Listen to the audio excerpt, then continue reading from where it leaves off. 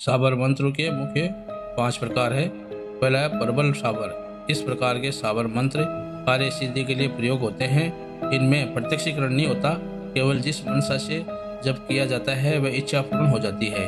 इनके कार्य सिद्धि मंत्र कहना गलत न होगा। ये मंत्र सभी प्रकार के कर्मों को करने में सक्षम है। अतः इस प्रकार के मंत्रों में व्यक्ति देवता से कार्य सिद्धि के लिए प्रार्थना करता है। साधक एक याचक के रूप में देवता से याचना करता है। और दूसरा है बर्बर साबर। इस प्रकार के साबर मंत्र भी सभी प्रकार के कार्यों को करने में सक्षम है, पर ये प्रबल साबर मंत्रों से अधिक तीव्र माने जाते हैं। बर्बर साबर मंत्रों में साधक देवता से याचना नहीं करता, अपितु देवता से सौदा करता है। इस प्रकार के मंत्रों में देवता को गाली, श्राप, दुहाई और धमकी आदि देकर काम करवाया जाता है। देवता को भेंट दी जाती है और कहा जाता है कि मेरा अमुक कार्य होने पर मैं आपको इसी प्रकार भेंट दूंगा। ये मंत्र बहुत ज़्यादा उग्र होते हैं।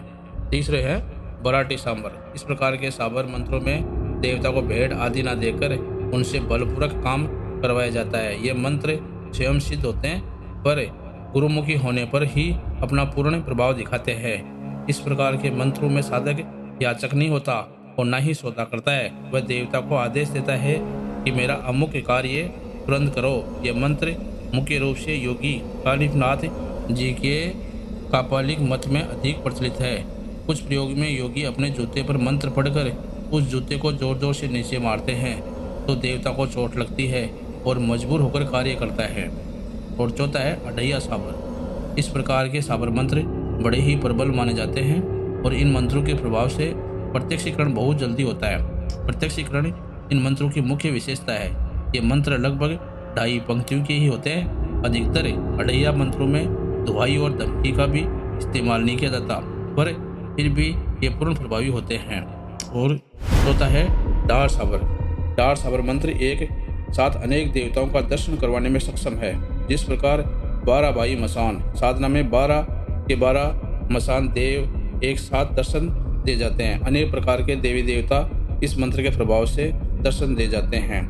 वैसे जैसे 4 वीर साधना इस मार्ग से की जाती है और चारों वीर एक साथ प्रकट हो जाते हैं।